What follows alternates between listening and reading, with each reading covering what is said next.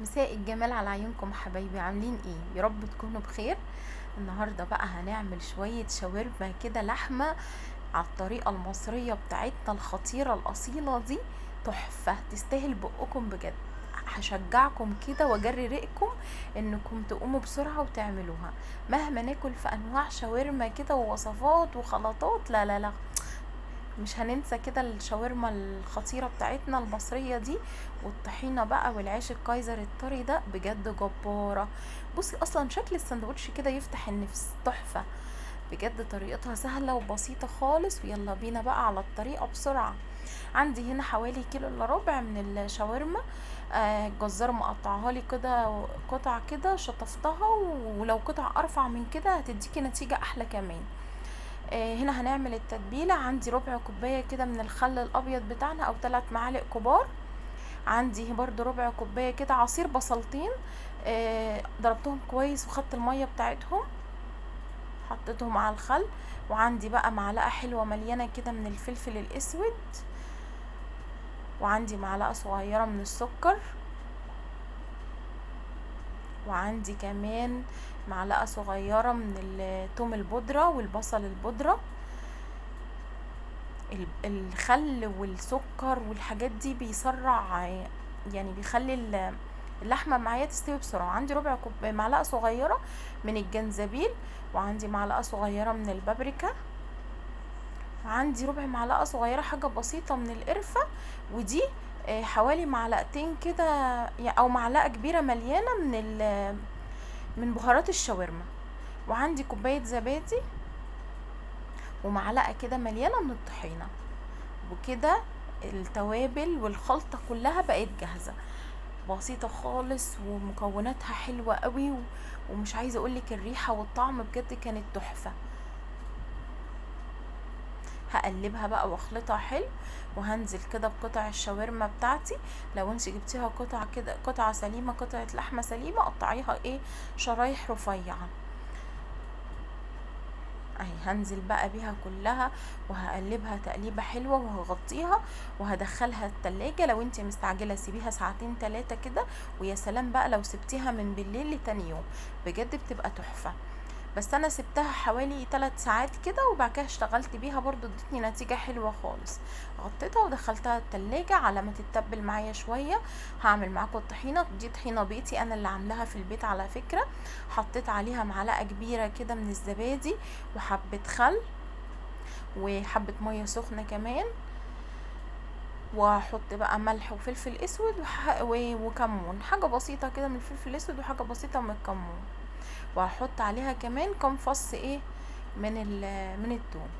وكلي احلى طحينه بامانه، بجد بتبقى حلوه قوي. ظبطت بقى هنا الملح والفلفل الاسود، وحطيت كمان كمون. واحط في الاخر خالص عصره ليمون، لو حسيتيها تقيله معاكي زودي لها حبه ميه كمان. القوام ده انت اللي بتتحكمي فيه. بصي اصلا الطحينه والله انا اللي عاملاها في البيت، تحفه، قوامها كمان حلو جدا. اهي في الاخر كده خلطت بقى المكونات كلها مع بعض واديتها عصرة ليمونة. وكده الطحينة اللي هنحطها في السندوتشات بقت جاهزة معايا وتحفة. سبت بقى هنا الشاورما بتاعتي كمان، خدت وقتها كده في التتبيلة. زي ما قلتلك لو حابة تعمليها من بالليل هتبقى تحفة. هديها بقى رشة شطة كده كمان في الاخر، وكده بقت جاهزة معايا احلى طحينة، احلى سلطة طحينة بأمانة تعمليها. هنا الشاورما بعد ما سبتها كده في التتبيلة خدت ودت كده مع بعضها، وشربت بقى من البهارات ومن الحاجات الحلوة اللي احنا حطيناها ومية البصل والخل. قطعت هنا شرايح من البصل حوالي 3 بصلات، وهنا حوالي 3-4 طماطمات، وفلفل حامي على بارد. الخضار ده انت اللي بتتحكمي فيه براحتك، يعني حابة تكتري حابة تقللي براحتك. عندي هنا طاسة حطيت فيها كده حوالي معلقتين كبار كده مليانين من الزيت، يسخنوا حلو جدا. وعايزه اسمع صوت التست ده، سامعيني؟ هو ده اللي انا عايزه انزل كده بالشاورما تعمل تست كده في الصينيه، في الطاسه تبقى سخنه مولعه. هنزل بقى بكميه الشاورما بتاعتي كلها. اول ما نزلت كده بصي التست كمان خدت لون بسرعه، لان الطاسه عندي سخنه خالص. نزلت بقى كده بكمية الشاورما بتاعتي كلها. عايزه اقولك بقى الريحه كمان، ريحه التوابل اللي احنا حطيناها بجد فظيعه. ما تنسوش تحطوا بقى معلقه السكر كمان عشان تسرع كده، ما تخليهاش كده تشد، تبقى مستويه وحلوه جدا. والخل كمان بجد بتبقى فظيعه. والبهارات اللي انت بتحبيها حطيها. انا قلت لكم البهارات اللي انا حطيتها. هنا نزلت ميتها بقى وخدت ودت كده، وسبتها لما احمرت اهي زي ما انت شايفه، وكان بتاخد اللون الذهبي الحلو ده اهو. انا عايزاها تبقى محمره كده وبتبقى تحفه. بصي واخده لون حلو جدا جدا. سبتها براحتها خالص خالص على البوتاجاز. شربت الميه اللي نزلتها. لو ما نزلتش ميه مفيش مشكله. بصي سيبيها كده تحمر، تفضلي تقلبي فيها كده لحد ايه ما تلاقيها احمرت معاكي وخدت لون كده حلو زي ما انت شايفه. اول حاجه هنزل بيها، هنزل هنا بشرايح البصل او ترنشات البصل اللي احنا مقطعناها. انا زي ما قلت لك دول 3 بصلات صغيرين، حابه تكتري حابه تقللي مفيش اي مشكله براحتك، ده يرجع لك انت. وكمان ممكن ما تحطيش طماطم، ممكن ما تحطيش فلفل برضو براحتك، اللي انت حباه حطيه. انا حطيت هنا البصل، هاديله تقليبه كده، يعني مش هسيبه كتير، انا مش عايزاه يدبل خالص، عايزه كده ايه يعني طعمه يبان في الشاورما. هديله تقليبه حلوه كده وهفككه كمان من بعض. بصي لون الشاورما لما سبناها كده خدت لون، بقت تحفه. هنا بقى بعد ما البصله دبلت معايا، عندي هنا شرايح الفلفل الحامي بقى على البارد. طبعا الاكله دي عايزه فلفل حامي بجد، بس ده طبعا براحتكم، اللي ما بيحبش الحامي ما يحطش. حطيت كده، نزلت كمان بشرايح الفلفل، هديها تقليبه كمان. وبعد كده في الاخر هنزل بقى بشرايح الطماطم بتاعتي اللي مقطعاها مكعبات صغيره اهو. تمام. هفضل بقى اقلب فيها كده، وفي الاخر خالص بقى عندي رشه كده من البقدونس.